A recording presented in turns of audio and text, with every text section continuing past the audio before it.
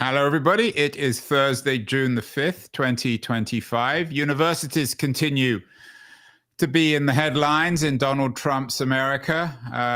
There's a Times op-ed about how J.D. Vance wanted to aggressively attack American universities, and his wish apparently has been Trump's command. Lots of debate about which universities will be worst hit by Trump's war on foreign students. And of course, more and more demonstrations on campus, especially over the issue of Gaza. And there are even more and more protests now in high schools. Recently, earlier this month, protests erupted in Massachusetts high school over a student detained by ICE. One man who has spent a lot of time thinking about student protests is my guest today, Ibram X Kendi. He's a very well-known commentator on race and student activism. Back in 2012, he wrote a book called The Black Campus Movement, A History of Black Student Activism.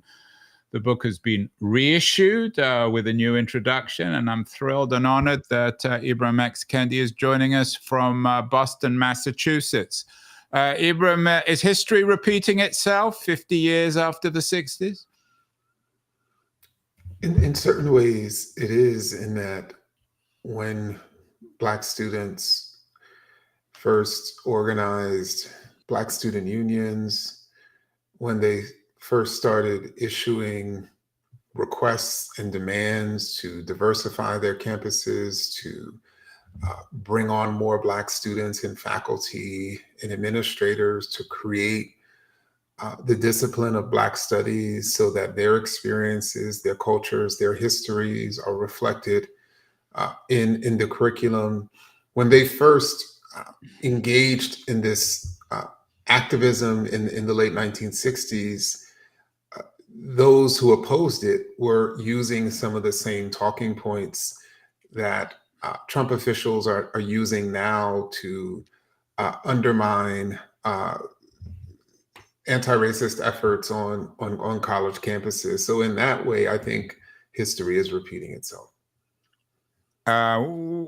What are the differences, though, between the 2020s and the 1960s? Are there, when we look back at your book, The Black Campus Movement, A History of Black Student Activism, are there things that didn't exist in the 60s that are around today, or vice versa?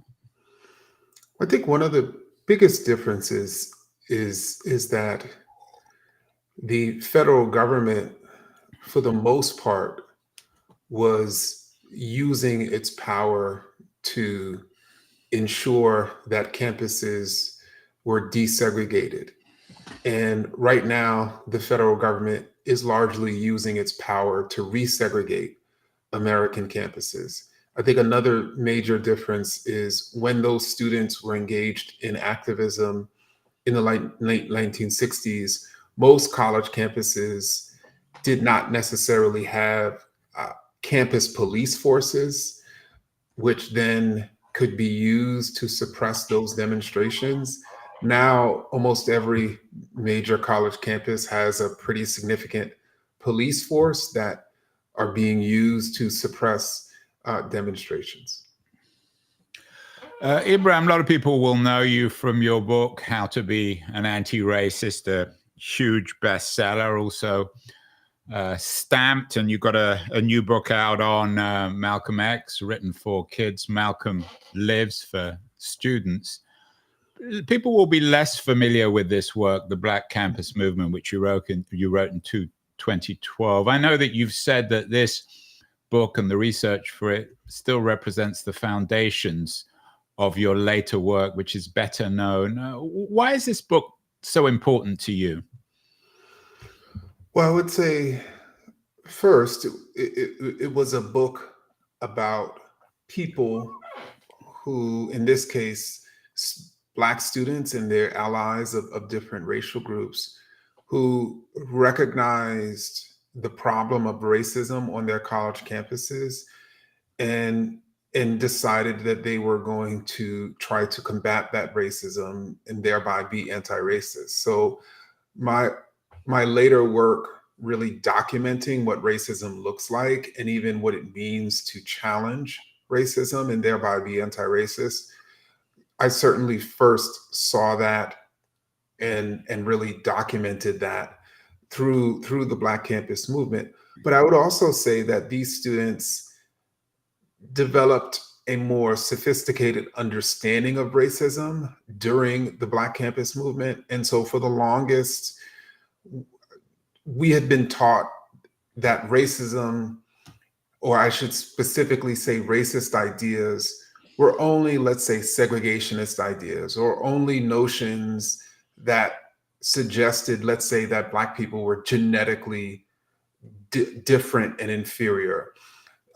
And these Black students argue that, yes, those are racist ideas, but when you also claim that the cultures or behaviors of Black people are inferior as well, that's also a racist idea. And so now we're living in a moment in which it's widely believed that racial disparities are persisting because somehow Black people are culturally inferior, and it's imagined that those ideas are not racist. Well, Black students 60 years ago argued that those ideas are racist too. And that's how I ended up in my work recognizing that any idea that suggests a racial group is inferior is a racist idea.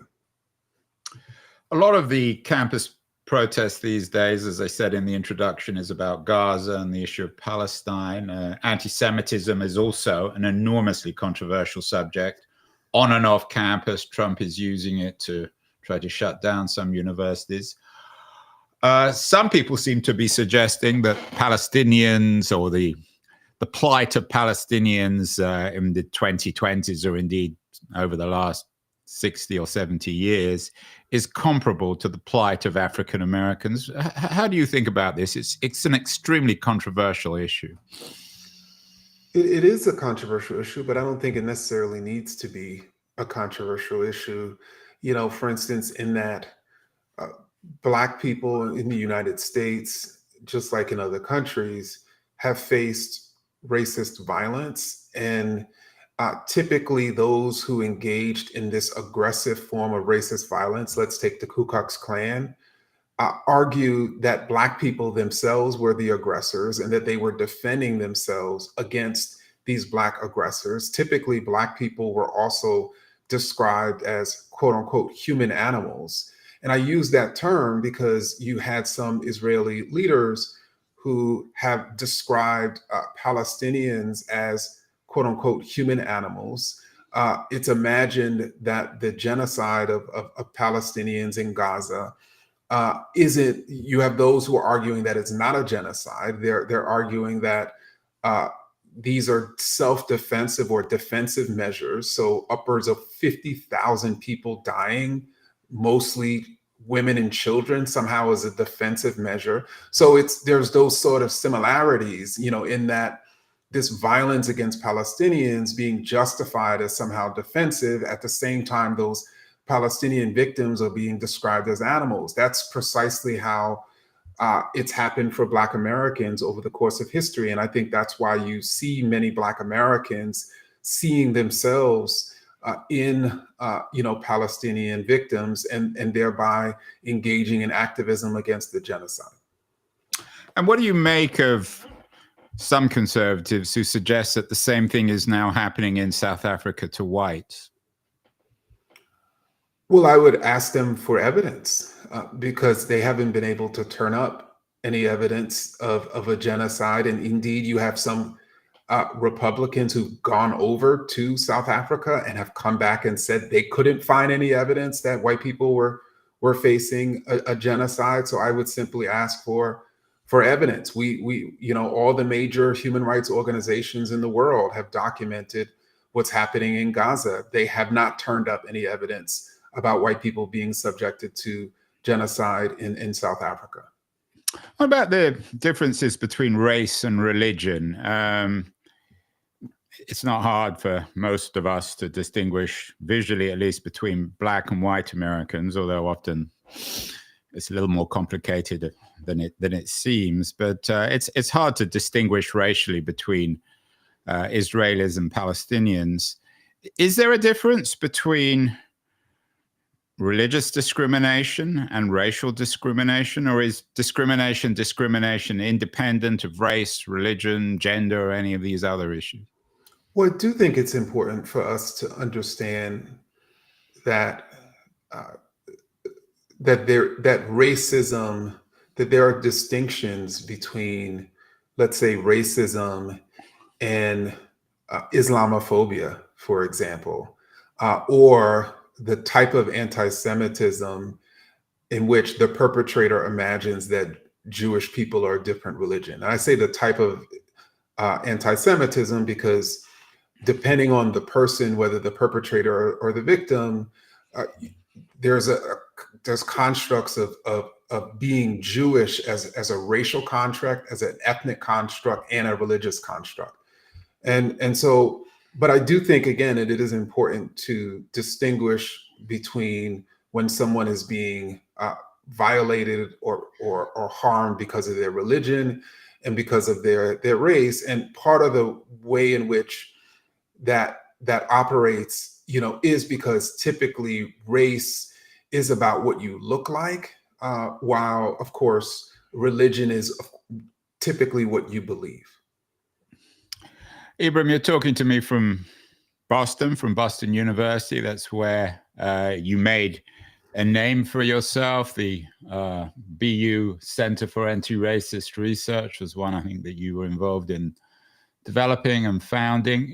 Over the summer, I know you're going to go from Boston to Howard University, an all-black, or historically all-black university. There are others, of course, like Morehouse, and also my mother-in-law's alumni of Alcorn State in Mississippi. So I'm some familiarity. In terms of your narrative, the Black Campus Movement, the history of Black student activism, is there a big difference, Ibram, between what happened on campuses like BU, where, of course, Martin Luther King went, and places like Alcorn State, Howard, and Morehouse?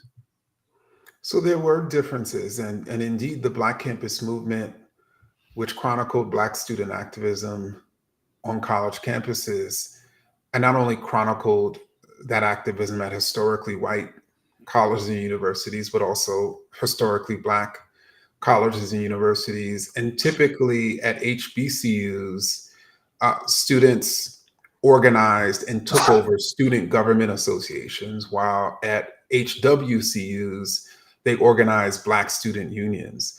Typically, when students took over historically Black, when students took over SGAs at HBCUs, they demanded what they called a Black university. They wanted the HBCU to be controlled by Black people, and for the institution itself, and certainly its educational system, its curriculum, to be geared towards the liberation and advancement of Black people. While at historically white college universities, students tried to create what we can understand as a Black university within a larger white university.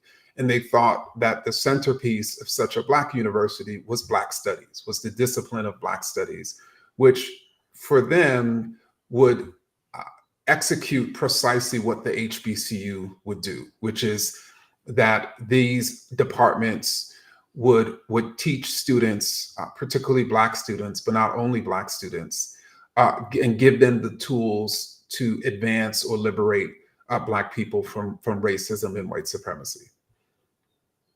So it's an interesting answer, but what does it suggest about changing the world? Are places like Alcorn State and Howard more effective than places like Boston University?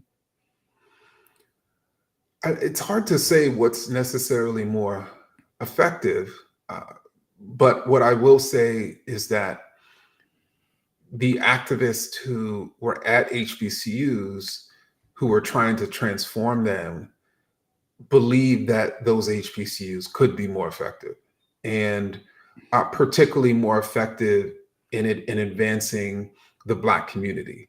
and particularly more effective in educating Black students.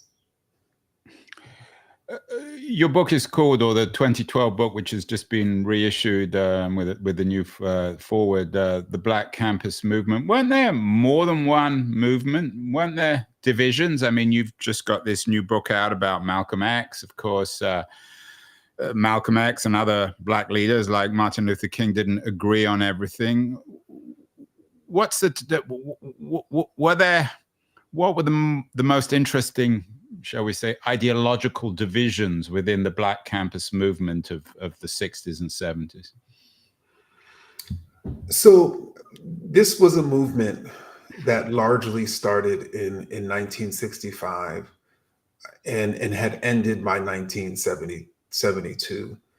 And as I mentioned, they were largely powered by Black student unions, and these BSUs came in many names, as well as SGAs and student government associations. And there were also some Black student unions at HBCUs.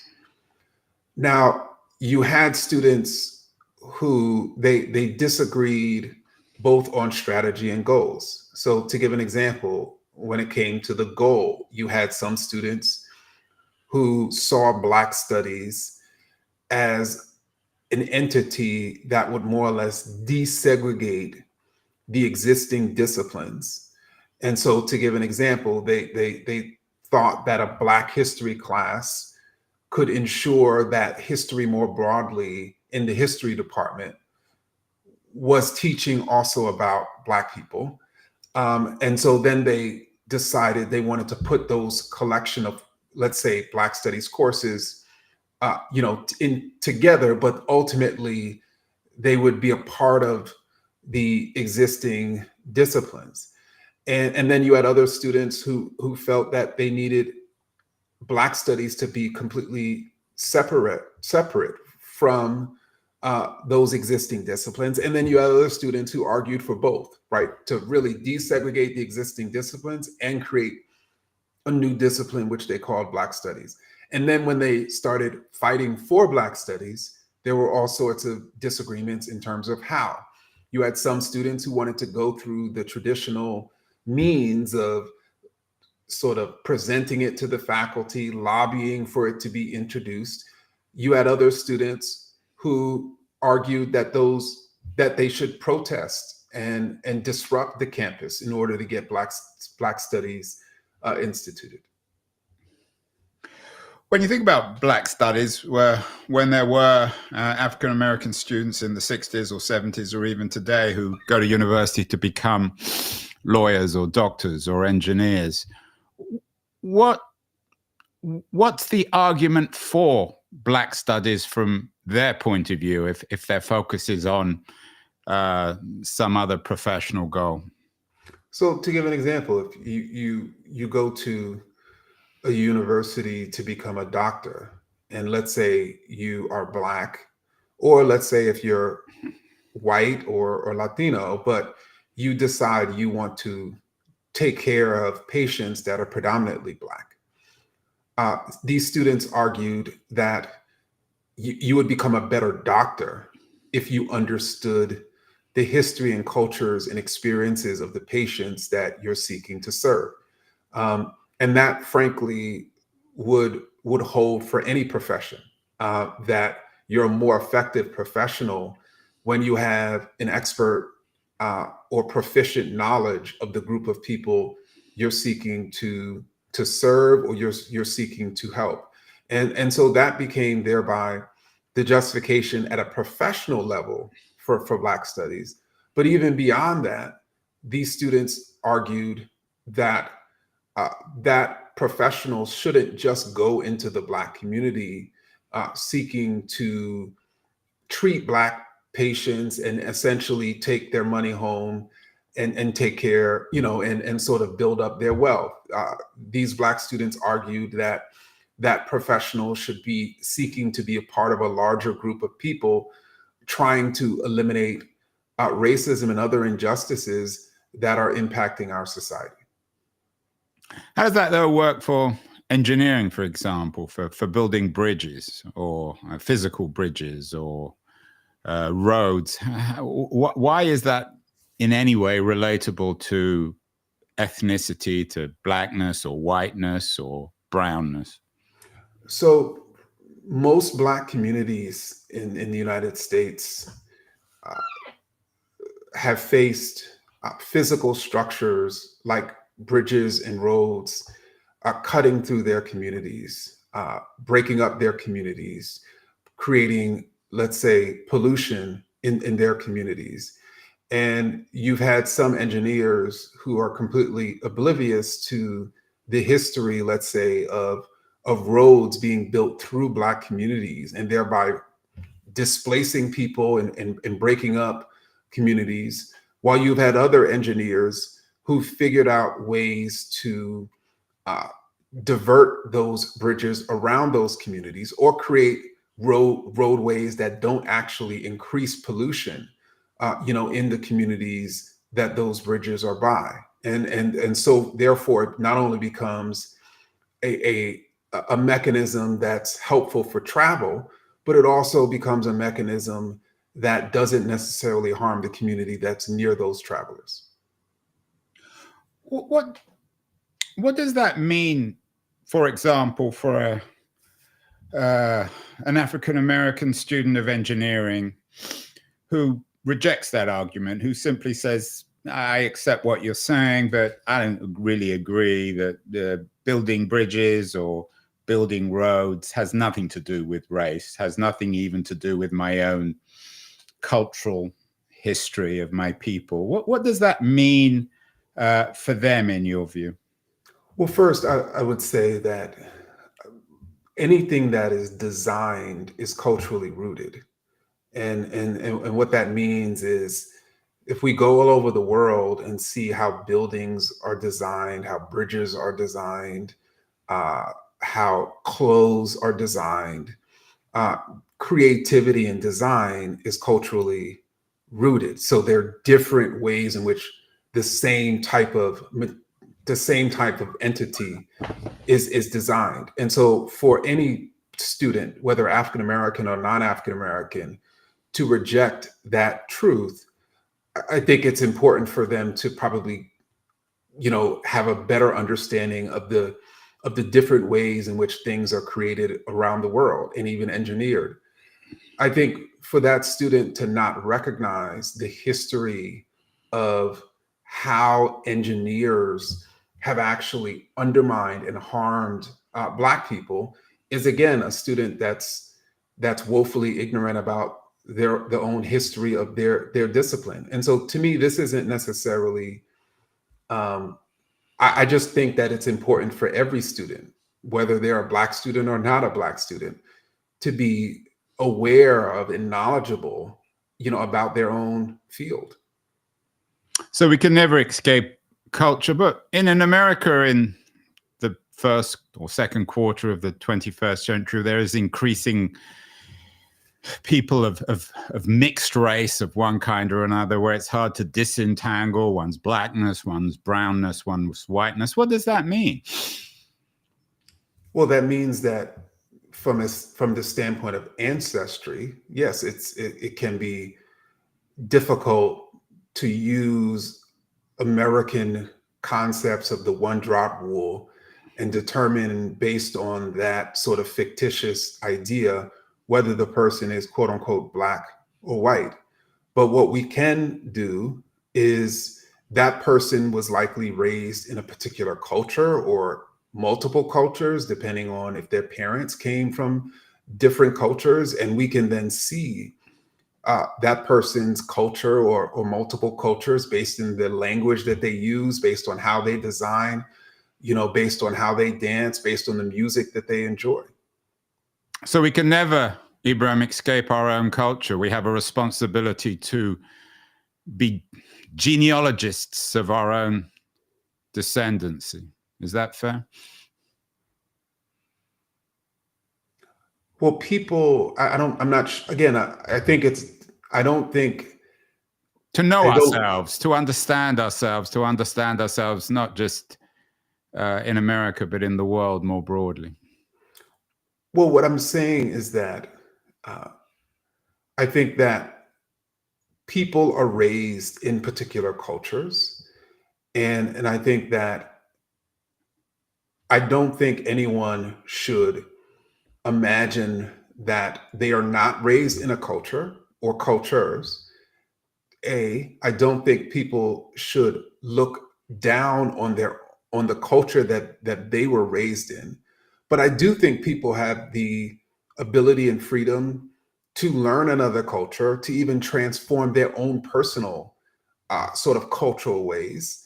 But I think culture is different than race. And so I don't think we should necessarily um, conflate the two. In other words, you can be a black person, a person of African ancestry who was born and raised in South Korea to a Korean culture.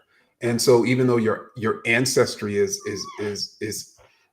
African, your culture is Korean. And I think we should recognize that nuance and complexity. As I said, you've got a new book out on Malcolm X. Is there a particular figure in history that for you somehow encapsulates your vision of yourself, of what you want to become? I don't necessarily think there's a particular figure that encapsulates me. I think we all are so our experiences and our ideas are so different. And I think that even when I think of people I may admire in history, they had different ideas than I did, or even different upbringings than I did. So you take Malcolm X, was he did not necessarily have the ability to grow up with his father and mother for the entirety of his childhood. I grew up with my parents in my childhood. Or if you take somebody like W.B. Du Bois, someone else, that I admire. He grew up in Western Mass, and I grew up in New York City. But with all that being said, I do think we can learn from people's life stories and see certain aspects of ourselves in people's stories. And one aspect of Malcolm X's life story that I can see myself in is how he changed his ideas over time, is his own ideological evolution, is the way in which he grew. And frankly, that's what to me it means to be anti-racist, to be constantly self-reflecting and growing and changing. As I said, you made your name at Boston University, which is very well known as where Martin Luther King got his PhD. Often when we think of Malcolm X, we think also of Martin Luther King and some of their ideological differences. Is that the right way to think about X and MLK, or are they more similar than some people present them as? Well, I do think they're more similar than they are typically presented.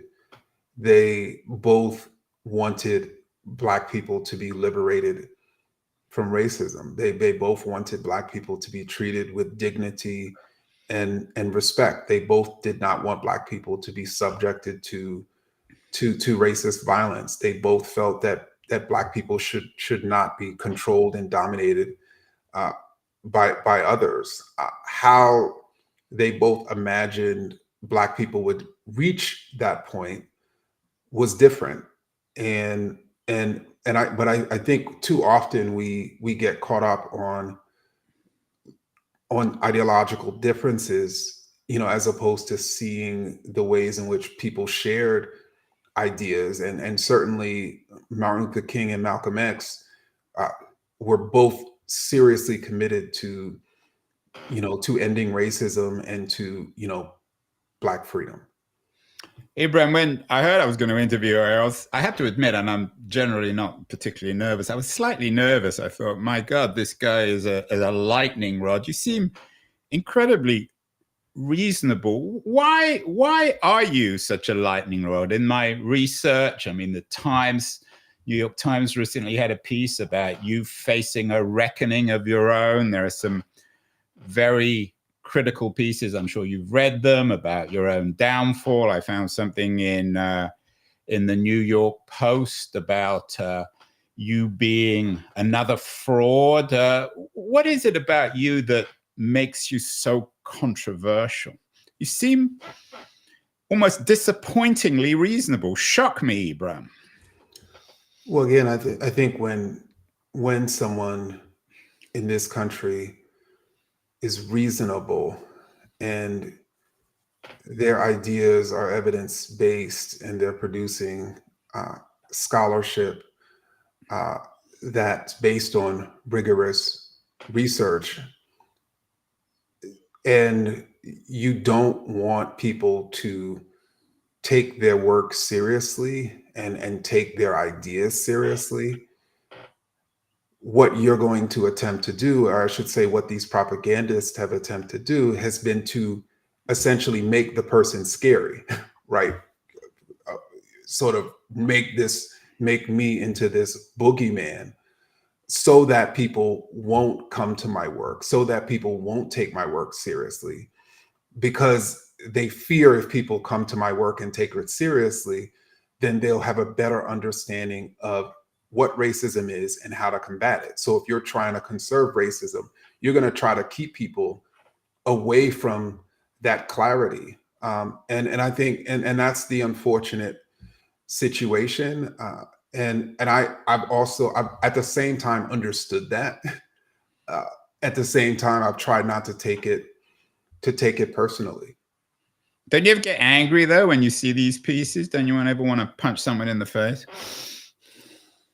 So I think what bothers me as a writer is that you have people who are writing pieces that are so obviously misrepresenting me or my work. And it's so obvious because these pieces are saying the very direct opposite of the things that I'm actually saying. So all it really requires is for a person to pick up my book or even see me speak, and they'll see that this person is misrepresenting me. And so it bothers me because how could people be so obvious? But again, we live in a society where sometimes people are not going to go to the source, right? They're going to take the word of somebody who has a long history of supporting racism when they're trying to understand the work of somebody who is challenging racism, which to me doesn't make much sense, but that's the reality of our situation. What do you make of the word woke? It's become a battering ram, both on the left and the right. Is it a useful word, or is it just a thinly veiled form of racism? I think to me it is a useful word, and that's really all it is, a word that has been packed with all this meaning and with all this animosity that's sort of made it into something that it is more than, which is just a word.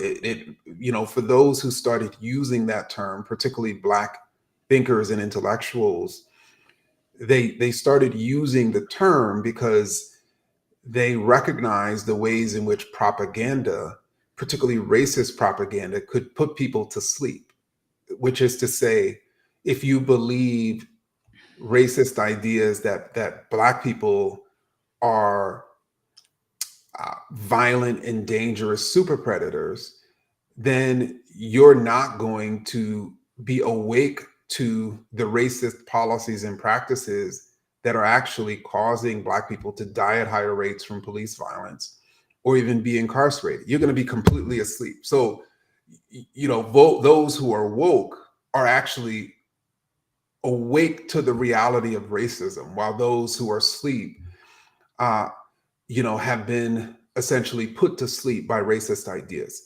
And so it's a useful sort of analogy in that sense. And I think it doesn't really mean anything more than that. But of course, it's been packed with all this meaning. Is there a credible debate within the African American community on these issues? We recently did a show about Thomas Chatterton Williams's book, new book, Summer of Our Discontent, The Age of Certainty and the Demise of Discourse. I don't think you and he agree on that much, but is there room for debate amongst African Americans on these issues? I do think that there is room for debate on what practices and policies are actually causing Black people to be more likely to be incarcerated or impoverished or killed by police or dying of heart disease or cancer or having less wealth. But as a student of racist ideas, someone who's studied 600 years of anti-Black racist ideas, suggesting that there's something inferior about Black people, I've yet to come across a single idea that has actually proven itself to be true. And so at some point, we have to acknowledge that Black people as a group are not inferior, just as we acknowledged as a human community that the earth is round. And so to me, debating whether Black people are inferior is equivalent to debating whether the earth is round. We can certainly do it, but I don't think it's actually helpful and reasonable and going to get us anywhere. But does anyone really say, I mean, I know certainly Thomas Jefferson Williams doesn't say Black people are inferior. If we had Trump on this show, he would claim he's not a racist and he doesn't believe Black people are inferior. Are people really saying that in the 2020s? So they're saying it indirectly. And so that is how it operates. So for instance, when you say that racism doesn't exist, racist policies, racist practices do not exist in a society of widespread racial disparities. And then there's only one other explanation for why those disparities persist. It's either because the rules are bad or the people are bad. And so when you ultimately constantly say that those policies and practices don't exist, you're indirectly saying the disparities persist because let's say Black people are inferior. Because, as you stated, it is politically incorrect for people to just flat out say Black people are inferior in 2025 as they did in 1925. Instead, they say racist policies and practices do not exist. And the end of that sentence is Black people are inferior, but they just don't say that sentence. But it's implied, based on the original statement. A couple more questions, Ibram. I know you're a busy man. We've done a number of shows on the current condition of the African-American community in America. Lots of debate about it, but we had a Brookings scholar on recently. I don't think he's a conservative, who argued that things are actually getting better. They're certainly not ideal for African-Americans. What's your take on the state of the African-American community, particularly in economic terms in the mid-20s? So again, I think that the African-American community is not a monolith. There are many different communities within this larger community. To give an example, I saw a study that found that the Black women's unemployment rate has risen, particularly during the second Trump administration, and people are speculating that that's because Black women had a pretty significant share of the positions in the federal government that were cut, and so for me to say economically Black America or Black people are making progress is to actually ignore that the unemployment rate for Black women is rising. At the same time, the unemployment rate for, let's say, so I just think it's a much more complicated situation. And I think we should recognize that multiple things can be true at once. So certain groups of Black people, particularly wealthy Black people, could be doing better than they did 50 years ago. At the same time, other groups of Black people could be doing worse. Finally, more personally, just announced that Howard University just announced that you were being hired as the director of their Institute for Advanced Study. What's next for Ibram Kendi? What do you want to do that you haven't done? Well, I'm just excited to be joining Howard's faculty this summer and starting our new Institute for Advanced Study. And so certainly building this entity at Howard in this moment, in this time is certainly something I'm excited about. And of course, I have other books in the works that I'm trying to finalize as well. And so I'm really excited about the future and really working with others who in this moment are trying to rigorously study racism, so we can combat it and ultimately eliminate it. Well, Ibram, real honor to have you on the show. You're much more reasonable than I expected, which I'm not sure if that's a good or a bad thing. But congratulations on the reissue of the new book, The Black Campus Movement, A History of Black Student Activism, which you wrote in 2012. You say it's the inspiration for a lot of your later work. And best of luck, Ibram, on the Howard gig. I'm sure it will result in a lot more interesting work. And I'd love to get you back on the show when you get down there.